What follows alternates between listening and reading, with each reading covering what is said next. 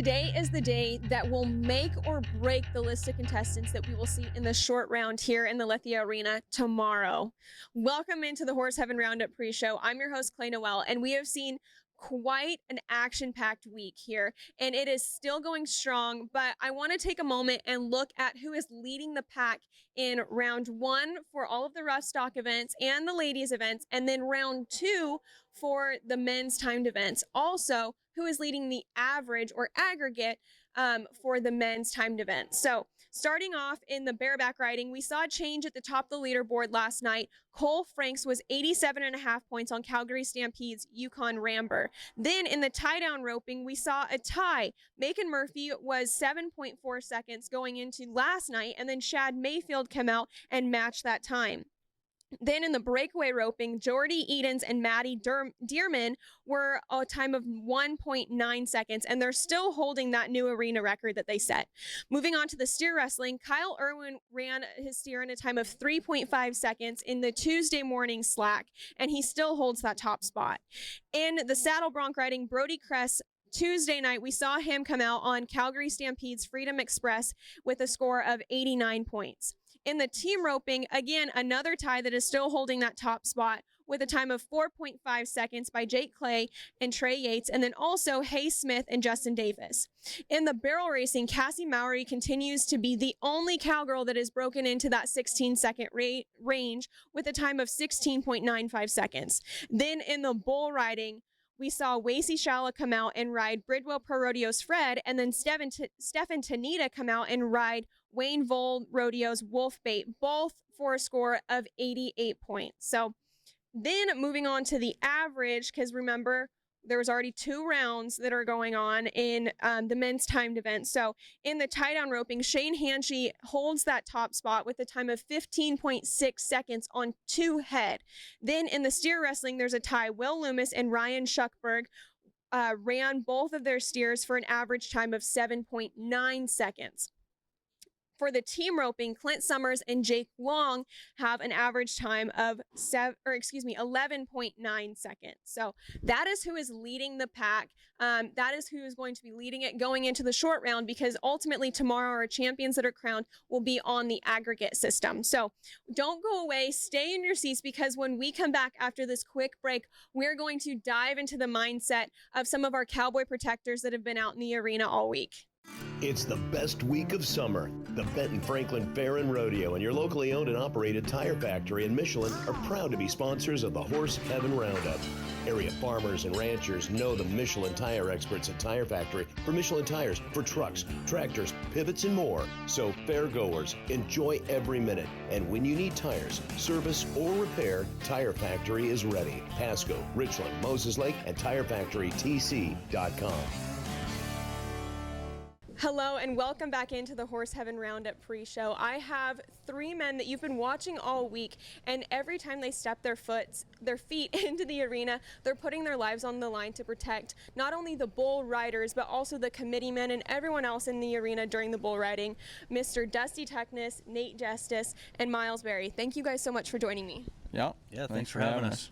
So you guys have quite a high stakes job. It can be. How important is that trust that you guys have to put in each other? It's very important. You know, when we're out there protecting bull riders, at the end of the day, we're dealing with fractions of seconds. And so, you know, all 3 of us, we're working off a reaction. And so, you know, I'm reacting to what I see, Tuck's reacting to what he sees, and so is Miles. And so, you know, we react based off what we see, and we have to trust that each other are going to, you know, react the right way and do their job, and then just work together as a team to pull everybody out safely. Dusty, what do you have to say to that? Yeah, I mean, just bounce off what Nate was saying. I mean, it's a teamwork deal. You know, the chemistry's there, the fundamentals, it doesn't change. It doesn't matter if you worked with a guy a lot or very little. If you got sound fundamentals, you're going to go out there and you know, rely on your reaction time, positioning and rolling and flowing, and just the chemistry is what we rely on, the teamwork. And when you're flowing and going like we've been the last 3 or 4 nights here in Kennewick, it's a lot of fun. We keep each other safe, the bull riders safe, and get them bulls in and out of the arena in a timely manner. So it's hard to beat you know, this job that we get to do and travel all over the country. Yeah, teamwork makes the dream work. I don't get to work three-man a whole lot throughout the year, so working three-man here with these guys definitely makes me stay on my toes. So, yeah. And then Nate, you have so many accreditations inside the arena. How fun is it for you now, being later in your career, to really help bring up some of the younger bullfighters and just watch the sport evolve?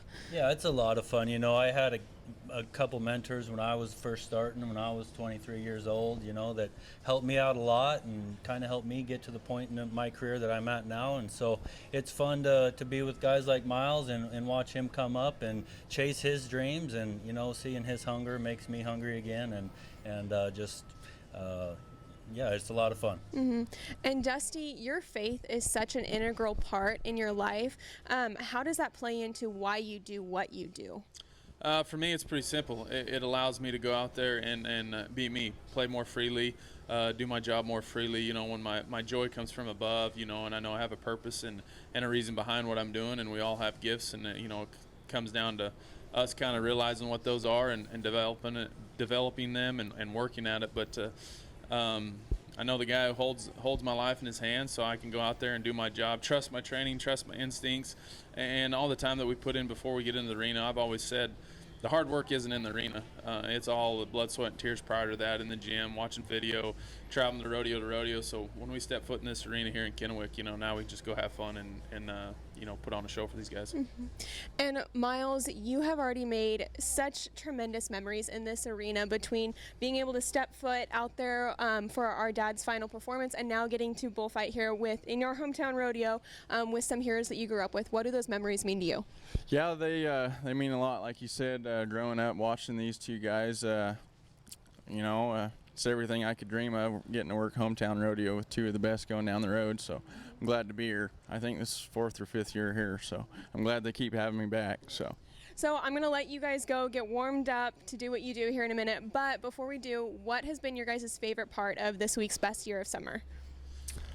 Man, it's hard to pin it to one memory, one moment. You know, we all get to travel all year long, all over, work a lot of great rodeos, and that's one question you hear a lot. You know, what's your favorite rodeo? And I always tell them, I said, everyone, because they've all got something unique and cool and special about them, from the committees to the different activities in town to the way the arena's set up. Like here in Kennewick, you know, they got the big catwalk, so it's kind of like you go into Lions Den a little bit here. So for me, it's just the opportunity to play the game. Yeah, for me, it's, you know, I got 2 little girls now, and my wife and 2 little girls, they're on the road with me full time. And so just getting to be a family together, going up and down the road, doing what I love. It's you know, everything I've ever dreamed about. And, you know, being here in Kennewick, the whole community, they welcome us with open arms, and there's lots of things to do. So we love coming to Kennewick each and every year. yeah, just like Tuck said, I mean, you never take one for granted. Yeah. Well, unfortunately, the best week of summer is slowly winding down, but we're going to go let these guys get warmed up to do what they do out in the arena, protect our cowboys and cowgirls out there. So don't go away, because when we come back, we're going to take a look at some of the contestants that are out tonight that could potentially overtake some of those top spots on the leaderboard. It's happening. Get ready to elevate your experience. Introducing the new Wild Horse Resort and Casino app, available for you to download. Now you can book it through the app. Book hotel rooms, buy event tickets, reserve your bowling lane, even purchase movie tickets. You can also earn entries into promotions through exclusive app-only games. If that's not enough, now you can view all that's happening on the app. Everything about Wild Horse is at your fingertips. Download, play, and win. Wild Horse Resort and Casino. More winners, more often. We are here to wrap up the final segment of this pre-show, and we're about ready to wrap up the long rounds here at the Horse Heaven Roundup. But before we do, I want to take a look at some of the contestants that are either going to put their names on the leaderboard or maybe take over the top place spot in their respective events. So starting off in the bareback riding, Weston Timmerman has been a contestant in the rookie race and in the bareback riding, and even the collegiate standings this year, that has been on everyone's lips. Weston has welcome delivery from Calgary Stampede. He is sitting 11th in the world, so on his way to his first ever NFR, and he's leading the rookie race. He's this year's College National Finals champion in the bareback riding, and honestly, he just needs to go out and be stronger than 79.5 points, because that is what that 12th place spot is. And that score was held by Cody Lamb that we saw earlier on in the week. Then moving on to the tie down roping, Chet Whites is 35th in the world.